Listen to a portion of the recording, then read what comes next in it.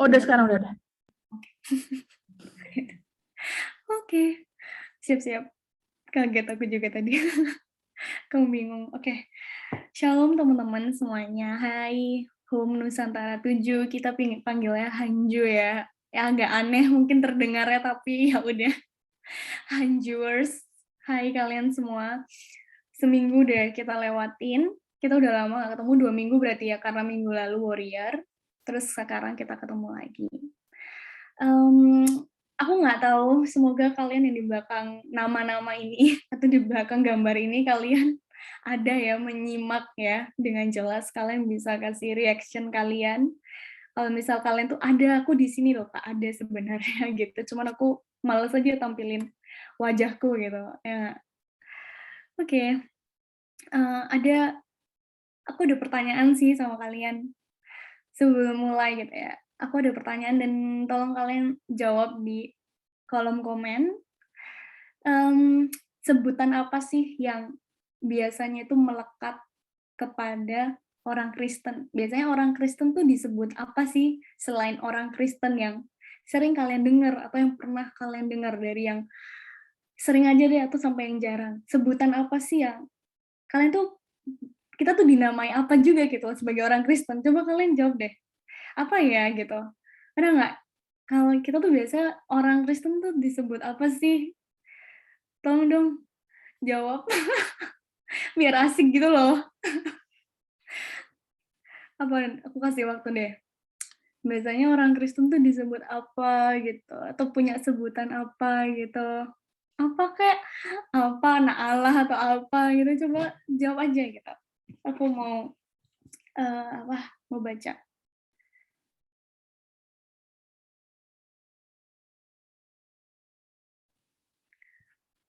Anak soleh, anak gereja. Depannya anak ya, anak soleh, anak gereja, anak Allah, anak Yesus, aneh. Pokoknya depannya anak ya. Udah nih, nggak ada lagi. Akyun, lagi ada jawab belum? Biasanya Akyun suka ada jawaban unik nih. Oke, 2 aja. Aku tunggu 10 detik lagi.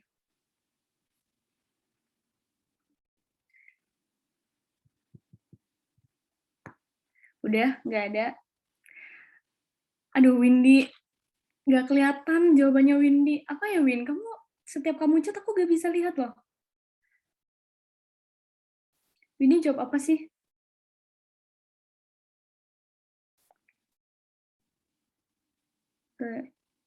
Ya udah deh. Halo, Win. Ya udah. Kenapa ya chatku nggak masuk kan, Kak? Ya, chat kamu selalu nggak masuk. Jawaban kamu apa? Kayaknya orang Nasrani deh. Orang Tahu Nasrani. salah nggak? Ya udah.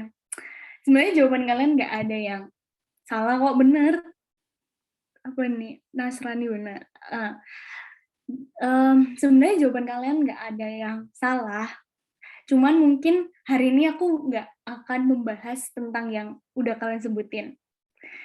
Biasanya orang Kristen itu, kalau misal kalian sering banget dengar khotbahnya Om Eras atau ya literally khotbah di GSKI ya, pasti orang Kristen tuh sering disebut Israel rohani. Nah, pernah dengar nggak? Pernah dengar kan? Ayo dong. Ih, serius nih. Pernah kan? Anak LB3 benar. Pernah kan kita sebagai orang Kristen tuh disebut Israel rohani? Iya, oke. Aku harap kalian tahu ya. Udah, aku kasih tahu aja ya. Jadi orang Kristen itu disebut juga Israel rohani gitu. Aku di sini gak akan menjelaskan panjang lebar sejarah tentang kenapa kita disebut Israel rohani. Aku akan berbicara tentang sudut pandang yang lain, tetapi mungkin aku akan kasih sedikit bridging gitu ya, supaya kalian nggak bingung kenapa sih kita disebut Israel rohani sebelum masuk ke pembahasan yang lebih dalam.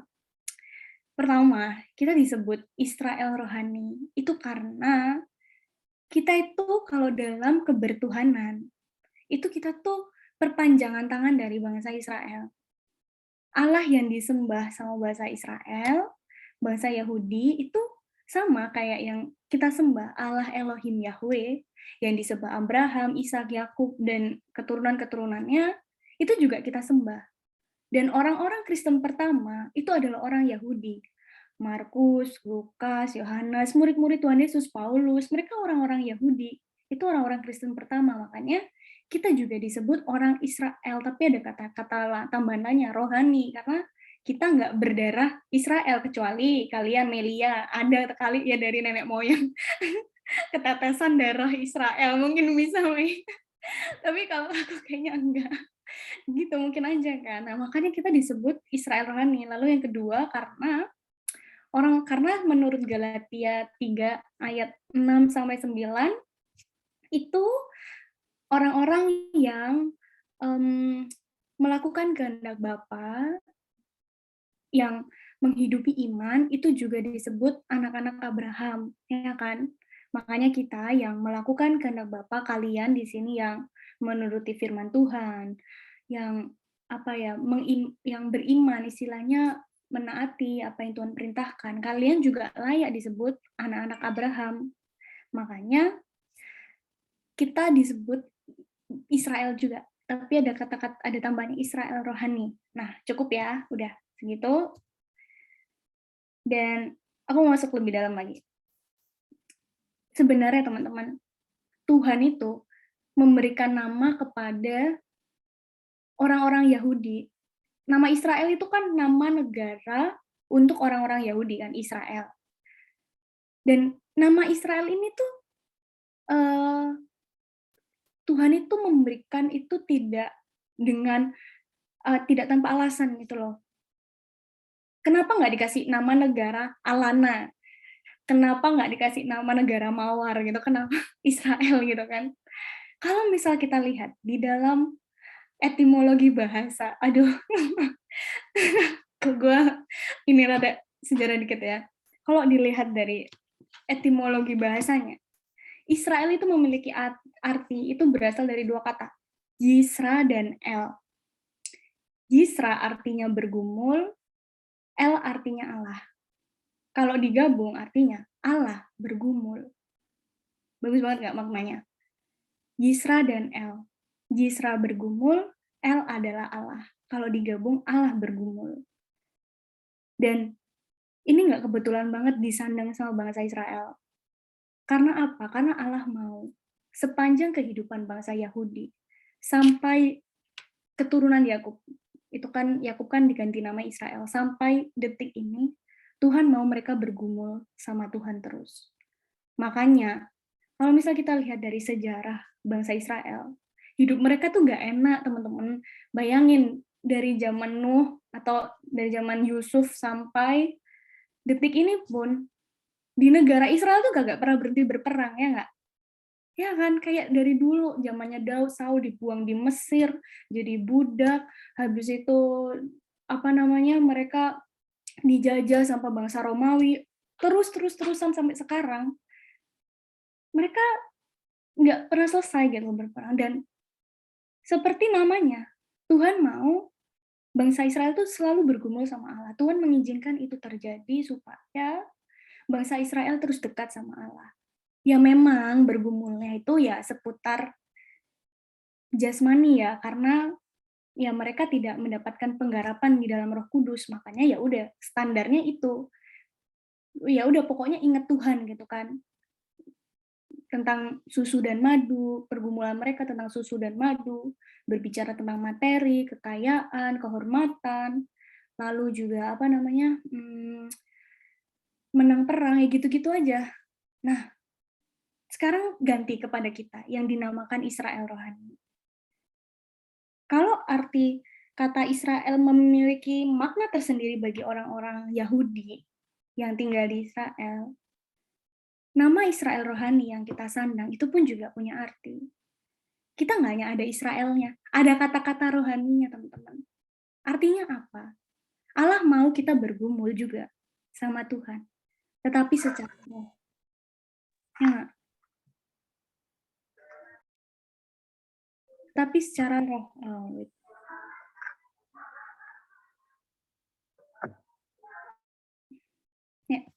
Eee, kalau misal disebutkan tadi, Israel rohani, Allah mau juga kita tuh bergumul, tetapi nggak seperti bangsa Israel yang bergumulnya secara materi, susu dan madu, kekayaan, kehormatan, kecantikan, you name it lah apapun itu. Tapi Tuhan mau kita bergumul secara roh, kita bergumul dari dalam batin. Udah beda konteksnya, tetapi maknanya tetap sama, kata-kata Israel rohani, yaitu Tuhan mau kita dekat sama Dia. Arti kata bergumul itu juga bisa diartikan melibatkan diri. Jadi Tuhan mau, Allah mau kita, apa ya, maksudnya Allah mau kita melibatkan Tuhan di dalam kehidupan kita, di dalam keseharian kita, apalagi yang menyangkut kebutuhan batin kita. Dan sebaliknya juga, Allah mau kita terlibat di dalam pekerjaannya, di dalam pikiran perasaannya. Allah mau kita tenggelam di dalam kehidupannya Tuhan juga gitu. Jadi ya menarik banget ya kata Israel rohani itu buat kita. Dan banyak alasan sebenarnya kenapa sih kita tuh harus bergumul. Kalau aku melihat Tuhan mau kita tuh bergumul atau dekat sama Tuhan. Tuhan mau kita tuh kayak selalu bergantung sama Dia karena menurut aku yang pertama, Tuhan itu tahu kita tuh nggak bisa melakukan apa-apa tanpa Tuhan. Mau kita kaya, mau kita cantik, mau kita punya kedudukan, kebesaran, kehormatan apapun yang kita miliki saat ini, Tuhan tahu tanpanya kita nggak punya apa-apa, tanpanya kita nggak bisa melakukan apa-apa. Tuhan dengan sengaja memberikan rongga kosong di dalam diri kita supaya kita tuh selalu mencari Dia gitu. Seperti anak kecil, kalau misal kita nggak kita nggak deket sama Tuhan, kita celaka, kita binasa. Ada satu peristiwa di mana waktu itu aku lagi berangkat kuliah, itu beberapa tahun yang lalu sebelum pandemi, jauh sebelum pandemi. Pagi-pagi gitu kan, lagi dingin banget karena di sini lagi musim dingin pada saat itu. Jadi kalau pagi di sini waktu itu masih agak gelap, aku inget banget. Aku lagi jalan ke kampus gitu. Aku lagi jalan ke kampus, terus kan kalau misal aku ke kampus itu aku harus ngelewati lampu merah gitu. Jadi harus nyebrang gitu dan jalan di mana deket kampus aku itu jalan besar istilahnya, banyak truk, bis, mobil, semua lalu lalang di situ, kayak kenceng banget kan. Orang Jerman kalau nyetir aku bilang kenceng gitu, dan itu juga di daerah situ kenceng banget. Nah, pada saat itu, lampu untuk pejalan kaki itu merah. Jadi aku berhenti di situ kan, sebelum nyebrang ya udah aku berhenti gitu karena lampunya merah. Terus tiba-tiba dari belakang itu ada anak kecil sekitar umur 4 sampai 5 tahun gitu. Dia lagi naik sepeda. Jadi kalau di Jerman itu, anak kecil umur 4 5 tahun itu, mereka dikasih sepeda yang nggak ada pedalnya. Jadi mereka mengayuh pakai kakinya sendiri, bener nggak sih, Mei? Jadi kayak dia duduk di atas sepedanya sambil jalan gitu. Nah, tiba-tiba ada satu anak kecil itu melewat aku gitu dari belakang. Jadi aku duduk, aku berdiri.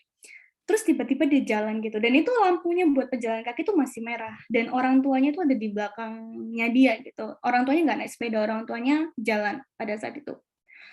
Lalu anak itu tiba-tiba datang dan itu mobil masih uwes gitu. Terus dia itu mau melaju kayak nggak mau berhenti. Jadi dia tuh mau nyebrang langsung padahal itu merah. Padahal dan itu lagi rame banget. Wah, mamanya tuh aku bilang kayaknya nggak sadar awalnya, terus aku tuh kaki aku udah kesemutan karena jadi anak itu ya dia tolah-toleh dulu, habis itu dia mau lanjut gitu kan, dan kaki aku tuh kalian tahu kan kalau kita tahu kayak akan terjadi sesuatu, kalian kesemutan kakinya, pernah nggak? Kayak kaki itu kesemutan karena kayak kayak kalian udah di lantai paling tinggi terus kakinya kesemutan. Kakiku tuh udah kesemutan banget. Aku tuh udah gini loh. Aku tuh udah gini mau nangkep anak itu. Karena kalau nggak dia ketabrak sih, jujur. Kalau nggak dia ketabrak, aku udah gini.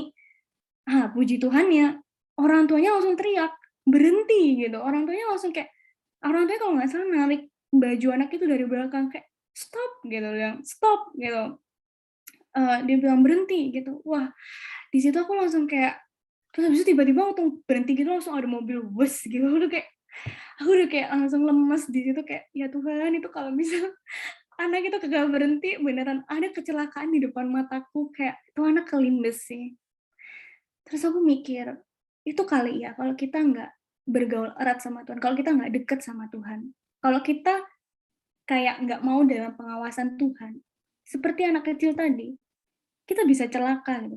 Kita bisa binasa karena kita nggak tahu, oh ternyata ada mobil tuh yang mau nabrak aku. Oh ternyata ini ada orang-orang yang mau mencelakai aku. Oh ternyata ada hal-hal yang apa namanya yang bisa melukai diriku atau yang bisa membawa aku kepada kebinasaan kekal gitu. Nah kalau misal kita nggak bergaul erat sama Tuhan, kita seperti anak kecil yang tadi itu yang mau-maunya sendiri aja, nerobos lampu merah, kagak peduli, mau ada mobil, mau ada truk, gua libas aja gitu. Nah, sekarang ya itu, Tuhan mau kita bergaul erat sama Tuhan. Supaya apa? Supaya ketika Tuhan bilang, "Hey, stop. Hey, kamu stop," gitu. Jangan lakukan itu. Itu kita bisa dengar, kita bisa peka. Oh, orang tua aku lagi ngomong nih, stop gitu. Kalau tuh anak kagak mau denger-dengeran, bisa deh dilibas mobil itu. Ya sama kayak kita, kalau kita nggak mau denger sama Tuhan, binasa kita, mati kita langsung. Kayak gitu. Serem banget. Itu aku nggak bisa lupa karena kaki aku kesemutan, makanya aku nggak bisa lupa pada saat itu. Kayak itu serem banget menurut aku. Lalu, Tuhan mau kita bergaul erat sama Tuhan. Tuhan mau kita tuh melibatkan Dia dalam kehidupan kita atau kita punya hubungan yang harmonis istilahnya yang deket erat gitu. Karena Tuhan tuh mau kita pintar. Tuhan mau kita cerdas. Ini nggak berbicara soal pintar secara akademis ya. Itu nggak berbicara soal pintar secara akademis. Tapi ini berbicara tentang kepintaran dalam mengelola perasaan, kepintaran dalam mengelola batin, mengelola sikap hati. Kenapa aku bilang ini nggak ada hubungannya sama akademis? Karena banyak orang-orang yang pintar secara akademis, tapi dia tidak bisa pintar mengelola perasaannya. Dia nggak mampu mengelola batinnya dia, mengelola pikirannya, mengontrol apa yang masuk di dalam batinnya dia, kehidupannya dia. Jadi Tuhan mau kita dekat, supaya kita tuh pintar dalam mengelola apa yang ada di dalam sini gitu loh. Makanya kita bisa lihat ya ketika misal kalian, atau aku sendiri yang lagi kuliah mungkin, atau yang lagi sekolah, kalian pasti pernah dong punya kayak guru atau dosen yang super pinter banget, tapi kejam, kejam banget gitu. Rasanya apa ya? Kalau ngasih ujian itu, waduh susahnya bukan main gitu. Udah gitu kagak dikasih kisi-kisi lagi. Rasanya tuh guru atau tuh dosen kayak nggak mau anaknya tuh cepet-cepet lulus kayak emang sengaja dijegal gitu loh. Maksudnya kayak kejem banget, terus kasih poin juga dikit. Terus kalau misal kita nanya malah ditanya balik, ngapain kamu kenapa gini aja nggak bisa gitu loh. Aku inget banget juga, aduh ya pernah lah aku digituin kayak nanya kepada guru karena nggak ngerti, terus malah dimarahin balik kayak, lah kamu nih gimana masa gitu aja nggak bisa? Udah semester segini masih nggak bisa? Terus ya, iya sih, iya tahu tapi mungkin ngasih taunya ya jangan dengan cara seperti itu kan aku jadi juga ngeblank gitu. Mungkin bisa dituntun kan, oh ini harusnya gini gini gitu kan. Nah kayak gitu, udah lagi kalau misal ngajarnya nggak enak. Nah itu, Allah mau kita pintar itu tidak berbicara soal akademis, tapi pintar dalam mengelola perasaan kita, mengelola batin kita ini loh, agar apa ya, agar ketika kita diperlakukan tidak adil sama orang, kita disakitin orang, kita tuh jadi nggak bereaksi negatif gitu loh, tau nggak sih? Kita tetap teduh, kita tetap tenang, kita tetap damai, even itu dalam keadaan yang menyakitkan sekalipun. Tuhan mau kita diam. Diam di sini tidak hanya diam di mulut, tetapi diam di hati juga. Mulut nggak dongkol, tapi hati dongkol. Tuhan nggak mau. Mulut emang nggak berbicara apa-apa, tapi di hati berbicara, dasar lo kayak gitu loh. Awas ya lo, rasain lo ntar lo dihukum Tuhan, misal gitu kan. Mungkin mulut nggak apa namanya, nggak ngomong, tapi hati ngomong atau pikiran ngomong. Tuhan mau kita pintar dalam mengelola perasaan. Dan kalau udah gitu, kita jadi orang-orang yang nggak pemarah, jadi Melia yang nggak pemarah, mungkin jadi Ian yang nggak emosian, jadi Giselle mungkin yang nggak pendendam, jadi Dindin yang nggak mudah tersinggung sama orang. Tuhan mau kita kayak gitu, mau tetap teduh. Apa yang terjadi itu, oh ya udah, nggak apa-apa gitu. Dan akhirnya nanti hati kita nih bisa terbentuk dengan baik. Kita punya belas kasihan, kita jadi nggak jadi orang yang kayak aku bilang tadi, pemarah, pendendam, kita stabil, dan yang pasti kita bisa memancarkan keagungan Tuhan gitu.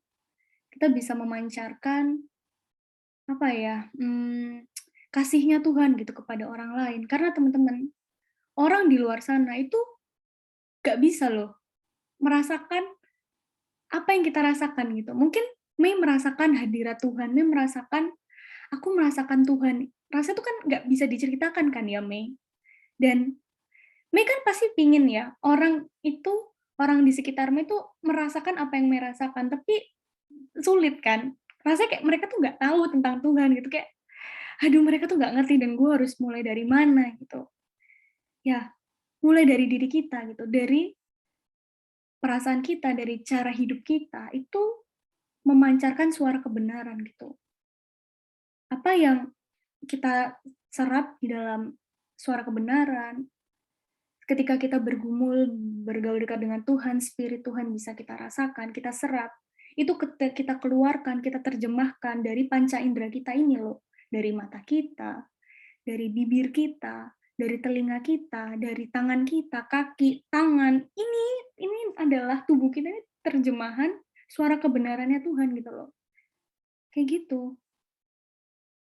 Kita tahu gitu, banyak orang nggak bisa melihat Tuhan, tetapi dia bisa melihat Tuhan dari diri kita. Kita nggak bisa dengan gampang bilang, cari Tuhan gitu. Mereka nggak ngerti, yang mana sih Tuhan, kayak mana nih aku bisa lihat Tuhan gitu kan. Tapi kalau misal dia lihat kamu, hidup seperti Tuhan hidup, dia bisa melihat Tuhan dan akhirnya, aku mau kayak kamu kenapa bisa kayak gitu? Aku bertemu sama Tuhan dalam doaku, bla bla bla. Dia akan kepo dan akhirnya dia juga nanti akan bergumul juga sama Tuhan karena dia mau seperti kamu. Kayak beberapa hari yang lalu aku ada teleponan gitu sama temen lama gitu. Aku udah kenal cukup deket sama temenku ini, karena udah lama banget kenalnya, jadinya aku tuh udah sedikit banyak tahu lah tentang keluarganya, tentang dia gitu kan.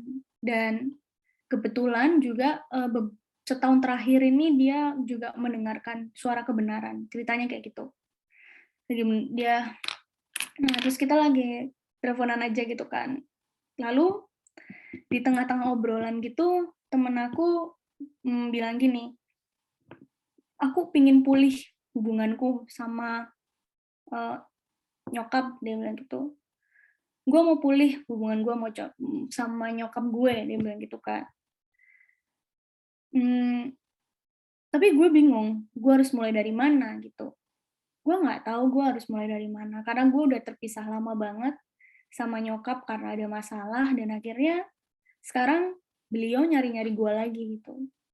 Gue mau sih hubungan gue pulih gitu, dan gue juga pengen bawa dia kepada suara kebenaran ini gitu. Dan Ya dia rindu lah, punya kerinduan kayak gitu.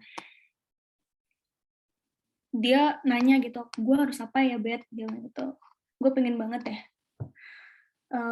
punya perhatian gitulah sama nyokap tuh gimana sih, maksudnya bisa mulai hubungan. Tapi yang paling dia tekanin pada saat itu, dia pengen banget intinya nyokapnya dia tuh kenal Tuhan dan nyokapnya tuh juga deket sama Tuhan gitu. Ya terus aku bilang sama dia, ya nggak ada cara lain sih selain lo harus perhatiin dia gitu. Sekian lama tahun dia berpisah denganmu, lalu dia mencarimu, dan mencarinya itu kayak yang mencari banget gitu, bukan yang kayak di chat sekali dulu, nggak, kayak dicari banget. Itu pasti dia ada sesuatu masalah, aku bilang gitu. Pasti ada sesuatu hal yang mau dia sampaikan kepadamu, tapi dia nggak bisa kasih itu ke kamu karena kalian udah lama pisah. Jadi harus kayak bangun hubungan lagi kan. Aku bilang, bangun hubungan dengan cepat, aku bilang gitu. Kasih perhatian yang lebih, aku bilang. Karena sepertinya mamamu lagi ada dalam masalah, kenapa dia mencarimu? Sepertinya hanya kamu yang bisa menolong dia, sepertinya sih kalau aku melihat dari ceritamu ini, aku bilang gitu kan. Terus dia bilang, aduh males tapi kayak gimana ya, gue tuh gak bisa basa-basi. Terus dia tuh, dan karena dia belum beres sama ya sama masa lalunya dia, jadinya dia tuh agak enggan ketemu sama ibunya ini gitu. Dia bilang aku agak enggan isinya kayak gitu dan aku males nih basa-basi, nggak bisa nih aku basa-basi. Terus ya aku cuma bilang gini sama dia, loh, lu mau nyokap lu kenal lu mau nyokap lu kenal Tuhan, tapi lu nggak mau basa-basi. Lu jangan kayak, kan gue gini, gue orangnya gini, gue nggak bisa nih kayak gini loh. Kalau gitu, kenapa nggak lu tanya Tuhan maunya apa? Iya, oke, gue kayak gini Tuhan, tapi Tuhan maunya apa? Tuhan mau aku nggak basa-basi, ya udah apa? Gue harus ngomong apa Tuhan sama nyokap gue ini untuk gue ini memulai suatu pembicaraan dengannya. Kayak apa sih gue harus kasih perhatian, tolong aku gitu. Kenapa lo nggak gitu sih? Kenapa lo nggak maunya Tuhan apa? Bukannya maunya aku gimana gitu. Kan Tuhan yang lebih tahu nyokap lo juga dan di dalam posisi apa dia saat ini gitu. Terus dia bilang, iya juga ya gitu. Dan aku bilang, seperti yang aku bilang tadi, nyokap lo bilang, lo nggak bisa bilang ke nyokap lo, cari Tuhan gitu. Lo ada masalah kan, cari Tuhan gitu. Ayo kita sama-sama cari Tuhan. Nggak segampang itu gitu. Karena gue yakin banget, mungkin selama ini dia hidup nggak, ya dia hidup beragama, tapi sepertinya dia juga tidak mencari Tuhan. Yang lo harus bilang adalah cari aku gitu loh. Ma, kalau mama butuh apa-apa, cari aku ya ma. Aku ada di sini gitu. Lu harus bilang gitu, lu nggak bisa gampang bilang cari Tuhan, cari aku dulu gitu. Lu kasih perhatian di situ, lu perhatiin dia, lu dengerin dia, lu dengerin lah, dan nanti berjalannya dengan waktu ketika lu mulai bergaul erat dengan nyokap lu bergaul istilahnya punya pergumulan yang erat dengan dia.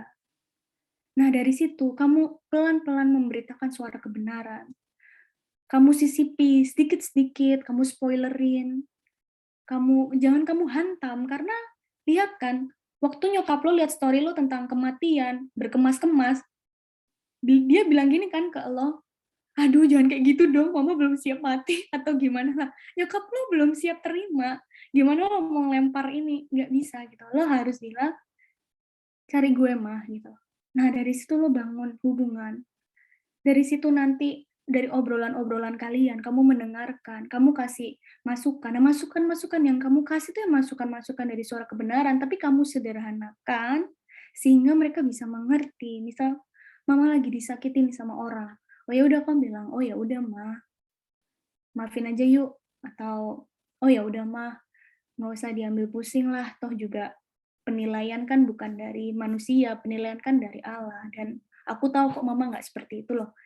Dari kata-kata yang sederhana itu, ya itu berasal dari suara kebenaran. Nanti suatu hari mama kamu pasti akan tahu, kok anakku beda ya cara pandangnya ini, kok tutur katanya ini adem ya, kok kok kayak gini ya, aduh, ya aku beda nih. Nah, nanti pasti dia akan kepo, kenapa kayak gitu, dan baru dari situ kamu bukakan itu suara kebenaranmu gitu. Nah, seperti itu, kita nggak bisa memaksa orang lain untuk langsung blur gitu, kayak, "Ini Tuhan," enggak.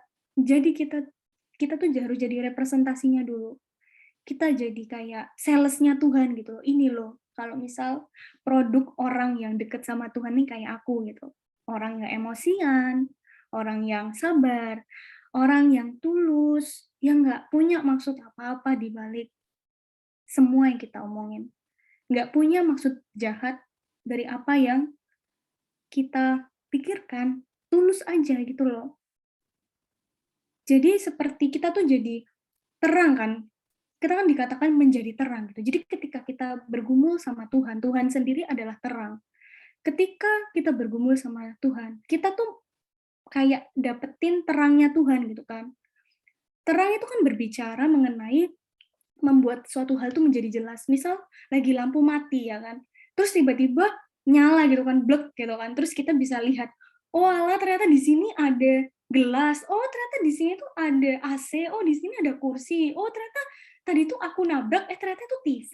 Nah kan semua jadi jelas. Jadi terang yang Tuhan berikan itu mengoreksi kita.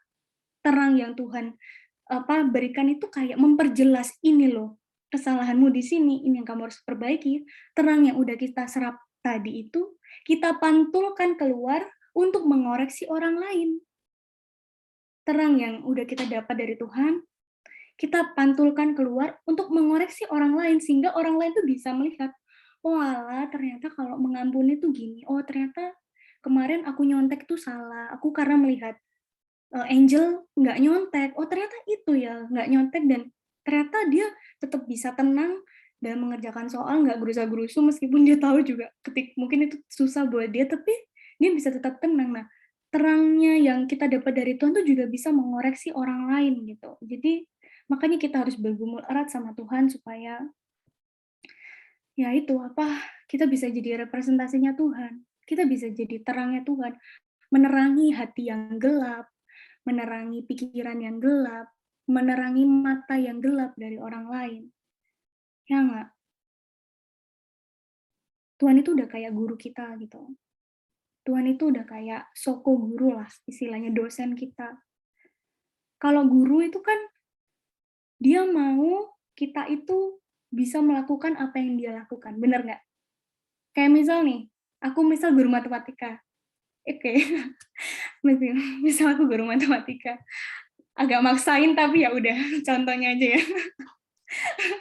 Aduh, berat sih. Untung contoh, bukan beneran. Kalau beneran kayaknya Gisel aja sih. Bener nggak, Sel? Nah, misal gue guru matematika gitu kan. Terus habis itu gue ngajarin Akyun nih. Nah, Akyun muridku gitu kan. Oke, Akyun, ini aku ajarin aljabar. Aku ajarin sin kostan. Aduh, apaan tuh sin konstan? Tahu nggak?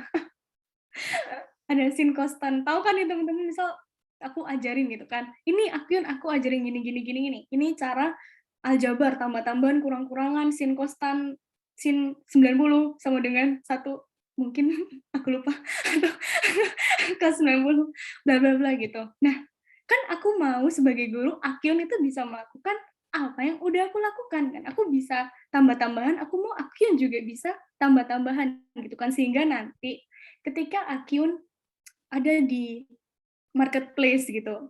Kan ilmunya dapat kan. Misal Akyun belanja ke pasar, dia bisa tuh hitung-hitungan kan uang 5.000 tambah 5.000 10.000 gitu. Nah, jangan sampai Akyun harga cabai 5.000 dia dikasih 50.000 atau dikasih kurangnya gitu kan. Jadi supaya Akyun pun bisa kan. Atau enggak Akyun belajar sin kostan, nanti Akyun ketika membangun rumah ngerti dia itu derajat-derajat gitu kan. Kayak terlalu jauh sih, cuman ya kayak gitu. Jadi istilahnya Tuhan mau kayak kita itu bisa melakukan apa yang dia lakukan 2000 tahun yang lalu, teman-teman. Tuhan mau pikiran, perasaannya Tuhan itu kita serap gitu. Kita jadi pinter, yang aku bilang tadi. Dan kita akhirnya bisa menjawab persoalan-persoalan hidup. Kita bisa mengerti, oh kalau case ini tuh Tuhan nggak suka. Oh kalau kayak gini Tuhan itu nggak senang. Oh kalau misal problemnya kayak gini, harusnya kayak gini nih. Nah, bahkan kalau misal kita udah bisa menjawab persoalan kita, Tuhan mau kita juga membantu orang lain untuk menjawab persoalan mereka. Nah, seperti itu. Kenapa juga kita harus punya pikiran perasaan Tuhan, harus pintar, aku bilang tadi. Karena banyak banget persoalan yang datang kepada kita tuh secara tiba-tiba yang jawabannya harus hari itu dan kamu nggak ada kesempatan buat doa. Ada nggak sih? Kalian pernah di mana di titik kalian menghadapi suatu pilihan yang dimana kalian tuh nggak ada waktu untuk tanya Tuhan dulu, Tuhan, ini apa ya? A atau B, C atau D, E atau F gitu kan?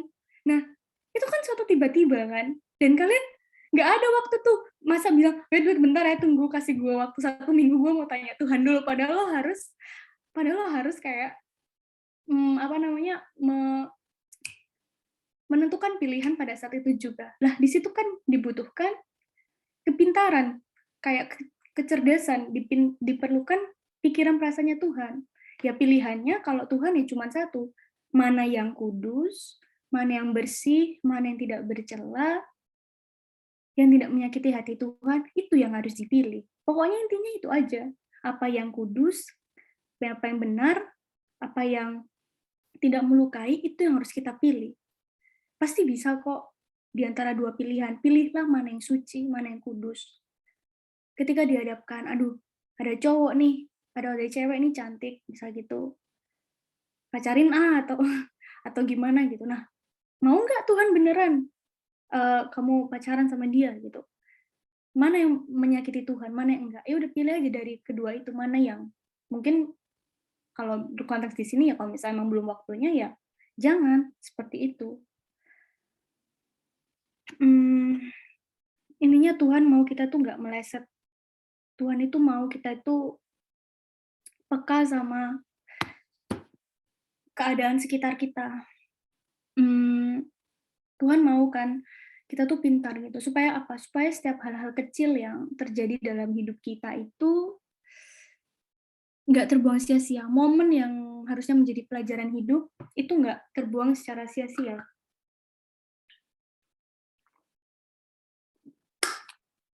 Jangan sampai kita dipukul Tuhan dulu dengan masalah yang besar, baru kita sadar kalau misalnya itu salah.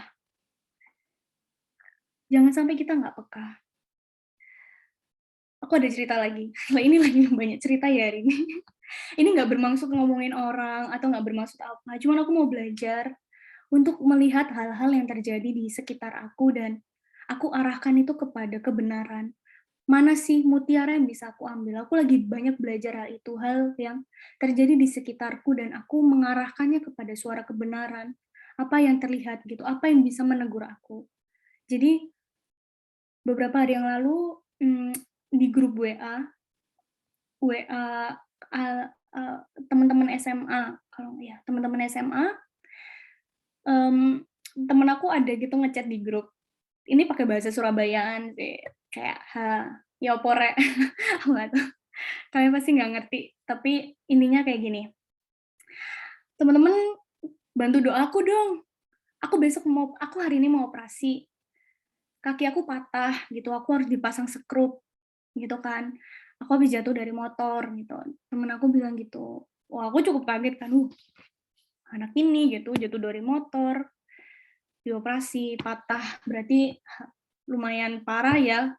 Nah, terus temen aku ya kita saling chat-chatan lah di grup itu, saling menjawab. Terus temen aku nanya kronologinya gimana, dan bla bla bla. Terus di tengah-tengah gitu, temen aku bilang gini, ya Tuhan mau aku tuh kayaknya istirahat, dia bilang gitu kan. Tuhan mau kayaknya aku tuh istirahat gitu.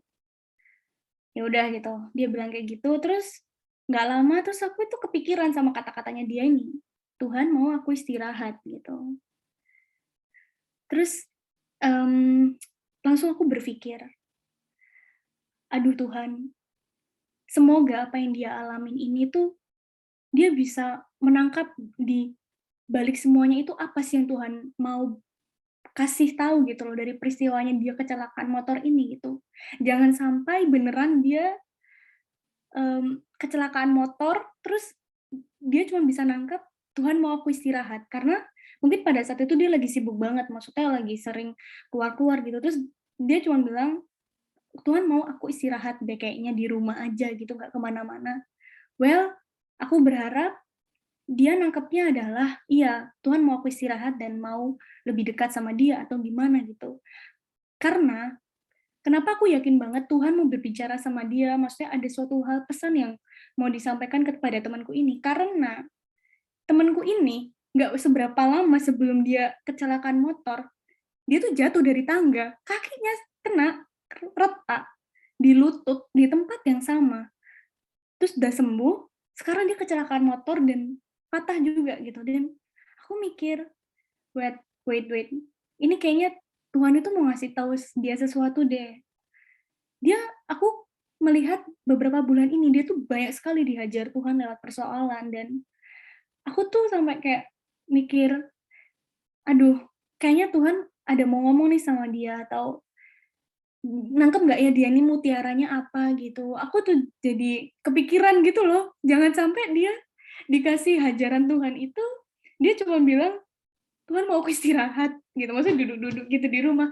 Jangan sampai, jadi ini teguran juga buat aku, jangan sampai ada peristiwa-peristiwa kecil dalam hidupku ataupun peristiwa besar dalam hidupku, aku nggak bisa menangkap maksud Tuhan gitu loh. Jangan sampai kita dihajar terus-terusan tapi kita nggak peka apa yang Tuhan mau kita lakukan gitu. Dan pergumulan yang pergumulan yang kita lalui, pergumulan yang kita hadapi, itu tuh sebaiknya ya sesuai dengan nama kita tadi, Israel rohani. Pergumulan yang menyangkut hal-hal batiniah, pergumulan yang dimana ya kita mau terus disempurnakan gitu, kita mau terus menjadi anak Allah yang benar. Jangan sampai kita jadi kayak orang Israel yang tanpa kata rohani tadi, yang cuman Israel aja yang cuman mau susu dan madu, cuman mau kekayaan, cuman mau kedudukan, kehormatan, cuman mau hidup yang nyaman. Ya udahlah, yang penting aku nyaman, enak. Ya jangan seperti itu. Tuhan pasti sedih kalau misalnya kita kayak gitu. Waktu waktu aku lagi lihat Instagram, aku ada lihat IG story seseorang gitu kan. Lalu ini menegur aku gitu loh. Ini Instagram story seseorang lah. Aku aku nggak kenal sebenarnya sama orang itu, cuman aku follow. Ya aku kenal aja gitu. Nah terus di Instagram story-nya dia itu dia nge-screenshot ya, bilangnya screenshot keranjang belanjaannya dia di di suatu e-commerce, di suatu online shopping gitu, online shop. Dia ya online shop maksud aku, di satu online shop yang ada ya di dunia ini gitu kan, bilangnya di dunia ini. Dia nge-screenshot belanjaannya dia, keranjang belanjanya dia. Jadi istilahnya dia ngasih tahu gitu loh istilahnya apa. Aku nggak masalah sih sama apa yang dia mau beli gitu. Tapi aku agak apa ya, yang aku agak sedikit bikin aku waktu itu aku sedih adalah caption-nya dia. Aku nggak peduli dan aku tahu banget apa yang dia beli itu kayaknya barang branded gitu karena itu online shop jualan tas kalau nggak salah dan tas branded gitu. Aku nggak masalah sih sama tasnya gitu, terserah gitu. Caption-nya dia itu loh yang menegur aku juga secara pribadi. Di situ dia bilang gini, udah taruh aja dulu di list keranjang belanjaan, belinya kapan nggak tahu, kita doain aja yang kenceng, dia bilang gitu, kita doa aja yang kenceng nanti pasti kebeli gitu. Terus aku cuman kayak, aku di situ kayak sebagai, bukan aku sombong, bukan aku apa, tapi itu kayak itu ngasih tahu aku gini kayak, itu loh lihat, kalau kamu itu loh lihat, aku tuh sedih, mungkin Tuhan bisa bilang gitu ya, di dalam hatiku pada saat itu kayak, "Ini loh aku sedih kalau misal kamu hanya memanfaatkan aku untuk kamu mendapatkan barang-barang seperti itu," yang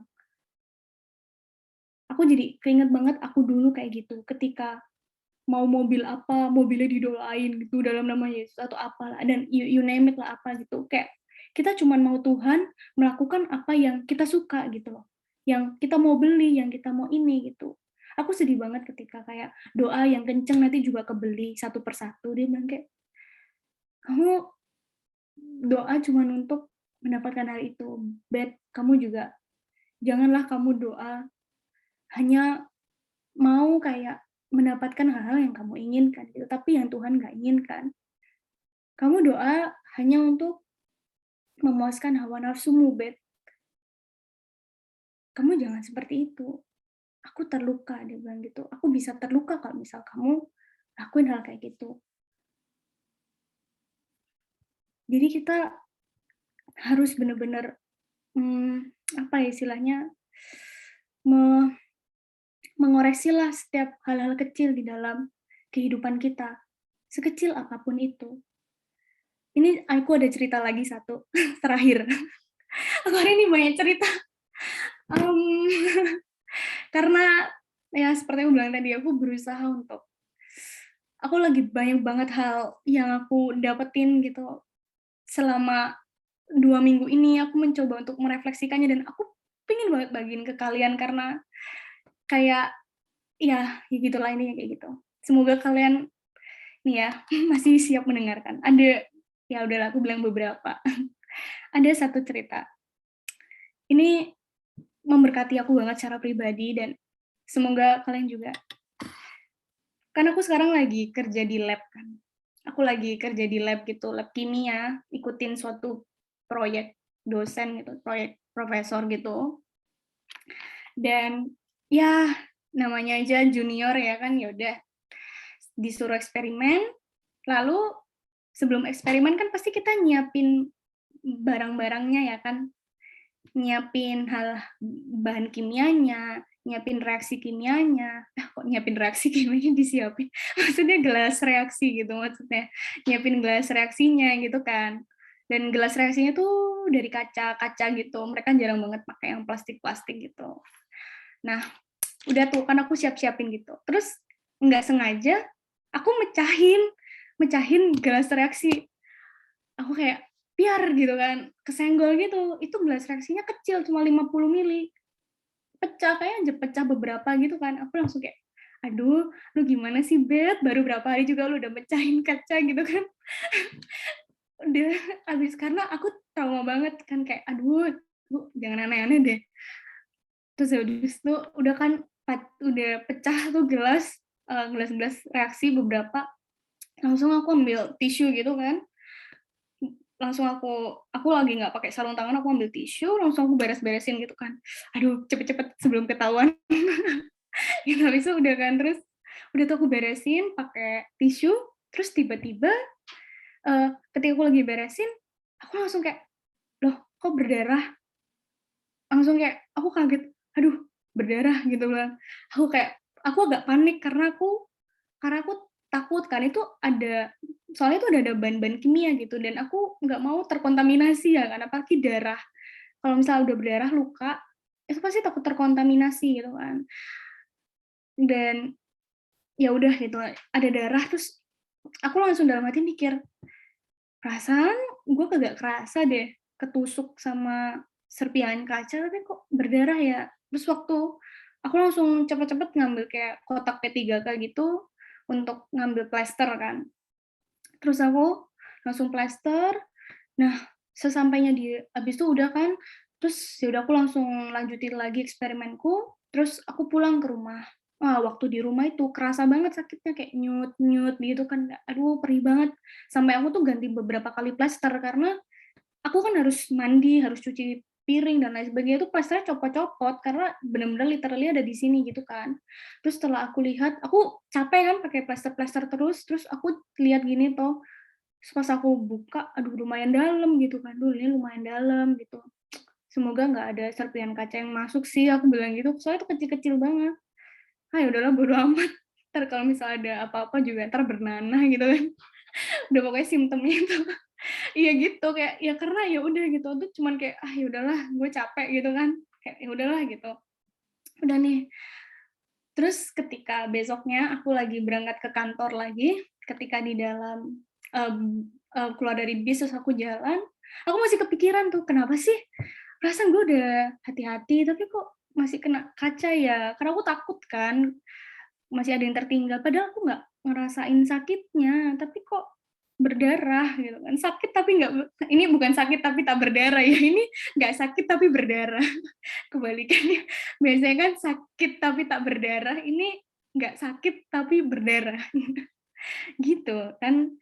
Abis itu aku masih kepikiran aja, kenapa sih kok masih bisa kena, hati-hatilah lu Bet, gitu kan. Terus tiba-tiba ya aku percaya itu Tuhan yang ngomong di dalam pikiran aku, tiba-tiba ada pikiran, ada suara Tuhan yang berbicara dalam pikiranku gini, ya ya itu Bet, ibarat serpihan kaca yang kecil-kecil yang nggak kamu sadari itu udah melukai tanganmu, itu kayak perbuatanmu yang kamu nggak sadari itu ternyata ngelukain Tuhan. Perbuatanmu yang udah nusuk Tuhan. Kamu nggak sadar, kan itu nusuk hati Tuhan dan berdarah. Ya sama kayak perbuatanmu yang kecil-kecil itu, dari omonganmu yang nggak benar, ketidaktulusanmu, dari pikiranmu yang kotor, matamu yang masih jelalatan, mengingini hal-hal yang sebenarnya Tuhan nggak mau kamu ingini, pengen itu, beli baju ini, pengen beli tas itu, terus kamu masih ya kadang merasa kesepian, terus kadang aduh kayaknya enak ya punya pasangan atau dan lain sebagainya atau dan lain sebagainya, ya itu perbuatanmu yang kecil-kecil tuh kayak serpihan kaca itu loh, kecil, tajam, nusuk buat berdarah, tapi kita nggak ngerasa sakit, kita nggak ngerasa kalau ternyata kita udah ngelukain Tuhan ya kan, tapi ternyata hatinya Tuhan udah berdarah-darah gitu, nanti kita ngerasain baru kalau itu udah nanahan. Ya nggak? Kalau Tuhan udah nanahan sih, hatinya Tuhan udah nanahan, baru deh kita merasa, oh ternyata Tuhan sakit ya. Ya kayak gitu. Jadi itu menegur aku banget, terus aku jadi kayak, ya ampun Tuhan, so sorry. Aku berusaha dan aku nggak mau kata berusaha, aku mau bernazar seperti kata Om Eras. Oke Tuhan, aku nggak mau melukai hatimu. Aku mau dalam perbuatan kecil-kecil sepele apapun, aku mau kudus gitu. Aku mau bijak, aku mau tulus. Supaya kamu nggak terluka gitu, seperti serpihan kaca yang kecil tapi nusuk ini, yang kita nggak ngerasain sakitnya, tetapi ternyata udah membuat kamu berdarah. Udah berapa banyak sekarang hal-hal kecil yang nggak kita sadari udah nusuk hatinya Tuhan, yang darahnya Tuhan itu udah kemana-mana gitu, yang kita nggak sadari. Sampai kapan kita mau menyakiti hati Tuhan? Sampai kapan kita mau nggak tulus? Sampai kapan kita mau masih hidup dalam dosa? Ingat, ada hatinya Tuhan yang harus kita jaga, ada perasaan Tuhan yang harus kita um, yang kita hormati gitu loh.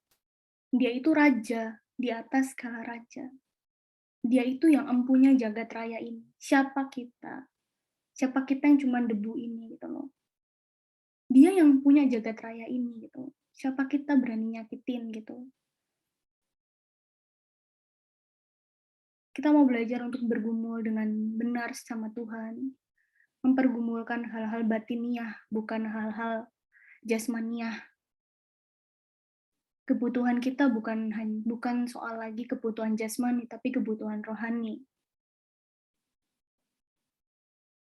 Kita nggak boleh kurang ajar sama Tuhan. Kita mau belajar untuk tulus. Kalau ngomong sama orang tuh ya apa adanya. Jangan ngomong di depan orang kayak gini, di belakang juga kayak gimana. Oke, ini cerita terakhir, paling terakhir. Jadi, banyak ya. Nah, kenapa ini ada satu hal lagi yang menegur aku banget.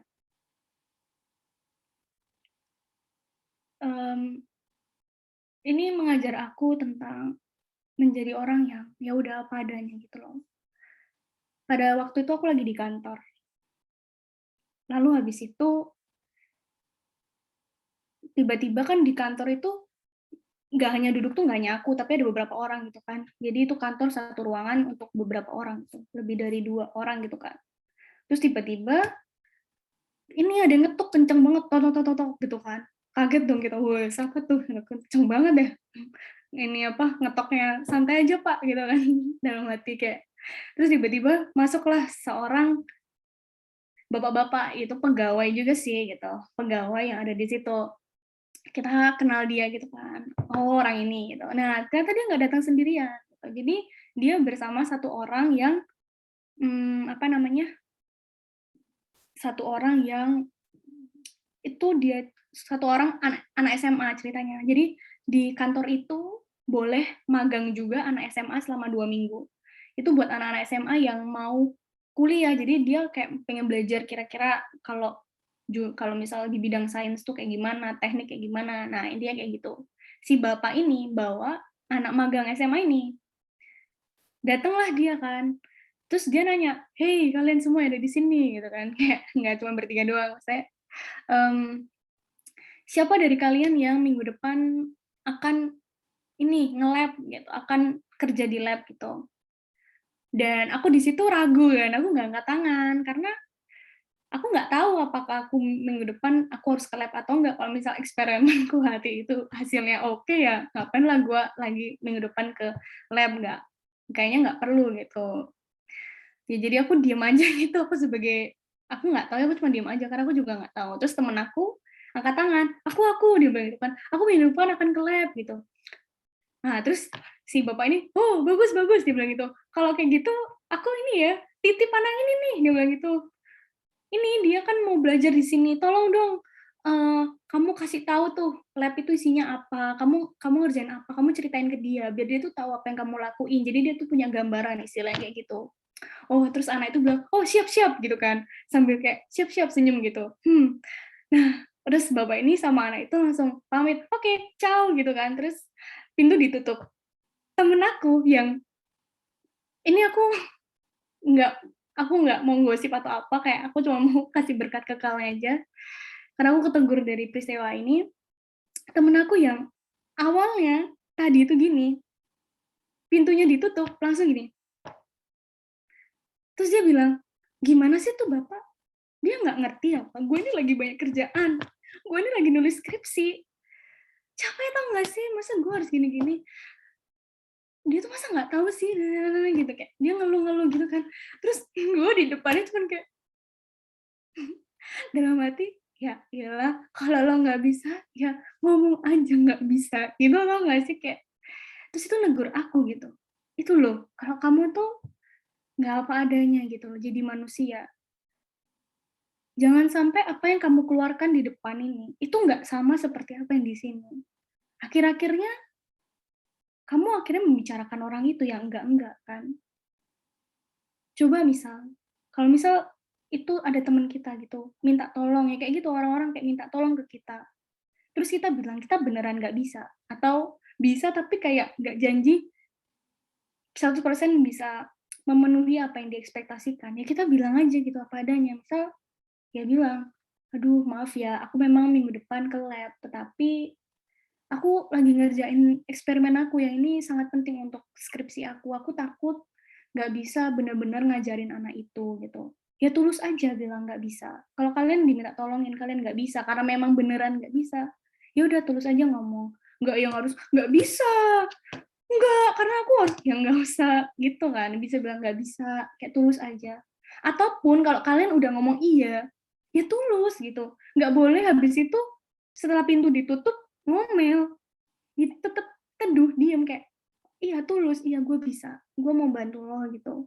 "Ini gue, tulus kok bantu lo," gitu, "nggak apa-apa gue repot, nggak apa-apa gue ini apa, susah dikit, nggak apa-apa, yang penting gue bantu lo," gitu. Ya udah, setelah pintu ditutup nggak usah ngomel gitu, kayak, "Kan dia nggak tahu gini-gini," ya udah setelah ngomong iya, tulus, "Oke gue kerjain," dah selesai gitu. Jadi di situ mengajarkan aku tentang, ya kalau kita bergumul sama Tuhan terus, kita pasti bisa menjadi orang yang tulus gitu, jangan sampai di depan ngomong apa, tapi di hati ngomong gimana. Jangan sampai perbuatan kita seolah-olah baik, tetapi sebenarnya dalam hati kita nggak suka gitu. Kita terpaksa gitu. Kita nggak mau kayak gitu ya. Kita mau belajar untuk terus memperbaiki hidup kita sehingga eh, kata yang disematkan kepada kita sebagai Israel rohani itu nggak sia-sia. Yang artinya adalah Allah mau kita bergumul secara roh, Allah mau kita bergumul secara batiniah supaya diri kita ini terus dikoreksi dari segi apapun, dari segi manapun. Tuhan mau kita itu cerdas, pintar. Tuhan mau kita bisa mengerjakan apa yang Dia contohkan 2000 tahun yang lalu, jadi representasi untuk orang lain, sehingga terang yang udah mengoreksi kita itu bisa kita pantulkan, sehingga bisa mengoreksi orang lain juga. Dan yang terakhir yaitu menjadi orang yang tulus. Aku sekarang pun juga lagi belajar jadi orang tulus karena irama hidupku tuh udah salah banget. Dari dulu irama hidupku udah salah banget. Aku sering banget gak tulus.